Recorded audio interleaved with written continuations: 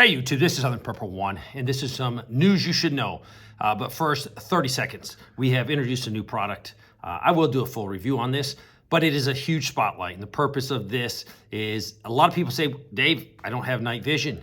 I'm gonna show you some things to do to counter night vision with spotlights. I've seen it used in the military very successfully, but overall, having a good spotlight around your house is important. Warning, do not shine this in your eye or anyone else's eye. Because you will not be appreciated by them. Basically, it's very extremely bright, and it also offers different modes. So there's a lot to do with it. Plus, it will charge with a solar, put it outside. You have a USB-A port on the side, so in an emergency, you can charge a phone. And it also, which is very important, which we wanted to include, was some colored lenses. And that can be used greatly for signaling. You might have a neighbor that you can see, but it's far enough away you can't talk to them. Definitely using these in a grid down situation, red being I need help, blue's fine, yellow, hey, I might need help, or whatever you come up with is a way to signal or communicate. But I'll go over that in detail and give you some practical uses for it. Like, you know, if you have two groups of people and you want to link up, you can definitely link up at night using these, and it makes it easier to identify the other person, because if you're out in the woods, there could be a lot of other people out in the woods, and you don't want to assume, hey, that's my guys or my gals, I'm going to link up with them. You could be surprised. But let's get right into boots on the ground. I haven't done it for a while because I've been sick, and I'm still feeling a little punky, but I'm alive and well. Mortgage rates are heading back up. Demand for mortgages really went down a lot, went down 10.6% last week. That's huge, because this economy really runs on people spending money, people buying houses.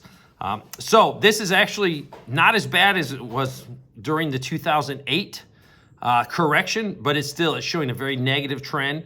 And it's showing also mortgage rates got up to almost 8%, or really 8%. And then they came down, but now they're inching back up there.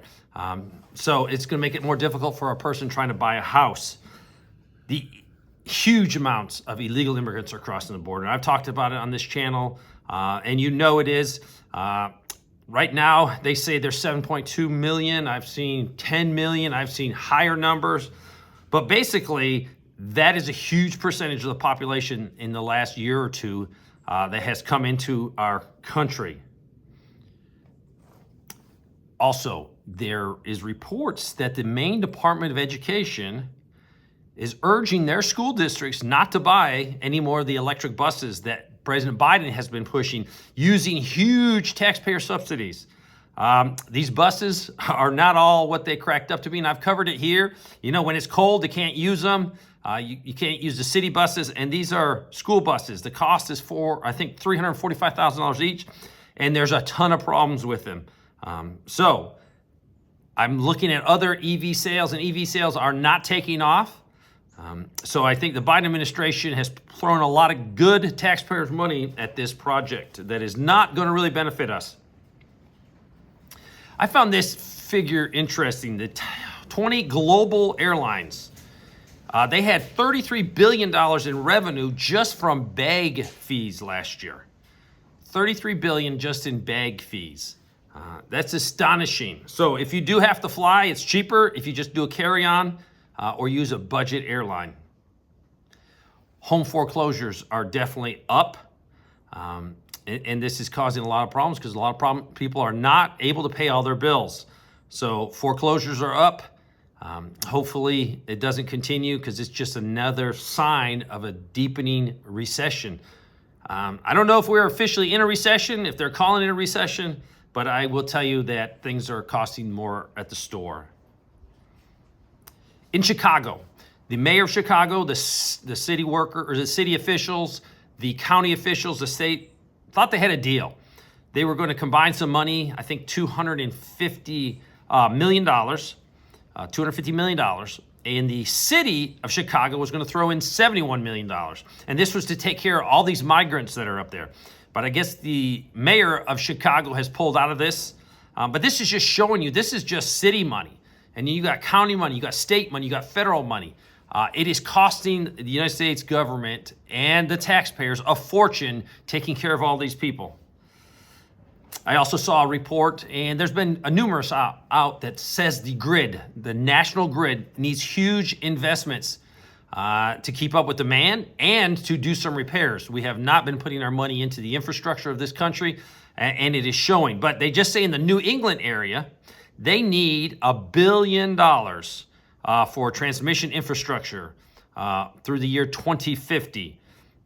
So be prepared. I saw down here, electrical rates have gone up. Somebody told me Duke customers are going to pay $18 more a month. So be ready. Those increases are just going to continue. Also, the Biden administration has approved the use of more non-ethanol gas. They're going to let them stay with the E15, so that's 15% ethanol. And that's a big thing. I personally hate the ethanol gas. I do not store it long term. I don't use it in small engines. So be prepared for that.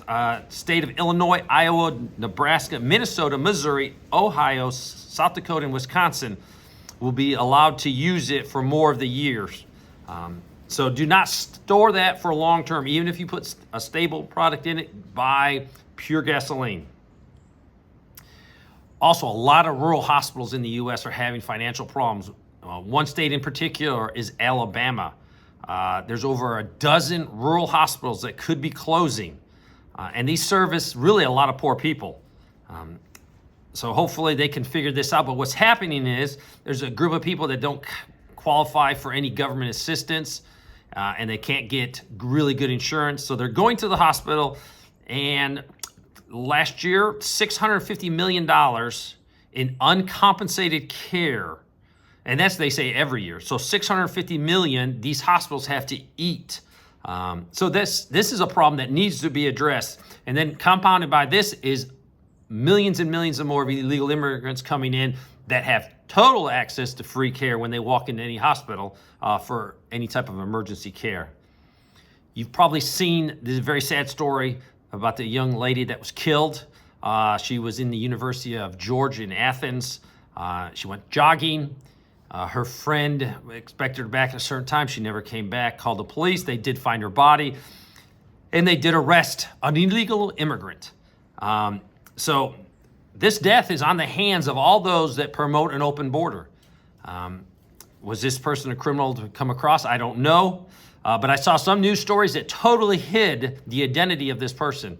As I watched him, I told my wife, I bet you that's an illegal immigrant, because they're not really telling anything about him. And true, he was illegally in this country. There was an arbitration court in Russia that ruled against a German company that they're going to confiscate about $1 billion worth of assets that belong to this German company, because they entered into a contract with the Russian government. And because of the conflict in Ukraine, they is not going to take care of this obligation. It's a gas processing plant. So the Russian court said, well, we're just going to take $1 billion worth of assets to cover the losses because you failed to honor the agreement. You've all been tracking probably the balloon. I've gotten a million emails about that. And I'll talk in a few minutes about that. But they say there's no threat to the United States, but only time will tell. Polish farmers are threatening to block a road going into Germany.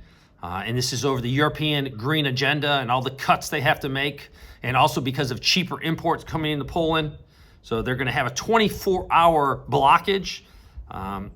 I think they were planning on doing multiple days, 25 days of blocking, but they decided only to do 1 day.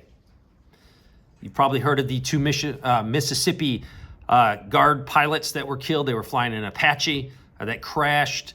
There's just more and more accidents happening. I do not know if this is lack of training, lack of maintenance, or we just have an uptick in the tempo because of the conflicts in the world.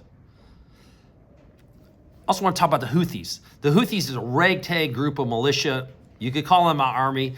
They have some, they're heavily armed, and their arms really come from Iran. But they are giving the United States government and some Western countries major fits. We cannot stop their attacks on the shipping. There was an attack Monday that damaged a vessel that left an 18-mile long slick in the Red Sea. So there's some environmental problems that could occur from this. But last week, the Houthis used an underground drone, an underwater drone. We knocked it out successfully, but this is a real threat. I would not be surprised if eventually they get very lucky and destroy one of our Navy ships that are at in the Red Sea in that vicinity. This is a serious situation. So there's some news you should know. I also want to talk about being prepared. A lot of people sent me a lot of articles and talked to me about the AT&T fiasco with phones being down. That caused a few people I knew that talked to me, they were in a panic mode. There's no reason to panic. One reason you don't have to panic is you prep. You prepare for any situation. And I found that to be true. If you have a major test in school and you've studied, you've committed yourself to learning the lessons, you're not as stressful when you walk in there to take that big exam. Actually, when I've been very prepared for an exam, I actually welcomed the exam. It was awesome to just see what I've retained. But when you're not prepared, it's very scary walking into the classroom. It's the same with prepping. So prepare as best you can. We are on this world. We have to live in it. So prepare for situations. Don't put all your faith and trust in your preparations. You need to put your faith and trust in the Lord Jesus Christ. Too many people are caught up with every news story.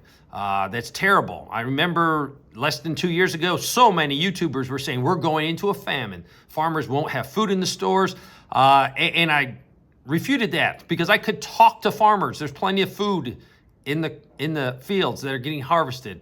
So don't get caught up with every story. Prepare as best you can, put stuff back, and then live your life. You have to live your life. If you live your life in fear every day and not in faith, you're going to go crazy, and people are going crazy. You might hear a chicken once in a while here. Why do I have chickens? It's a preparation. It's also life. I want to feed my grandchildren eggs that are not all kinds of crazy things added to them or modified. I want to feed them beef. I want to feed them beef that I know is as organic as possible for me to provide for them. So yes, that is prepping for a rainy day or for a catastrophe, an SHTF event, but it's also living. So look at prepping as a little bit of insurance and look at it as living, but you need to live your life. Thanks for watching.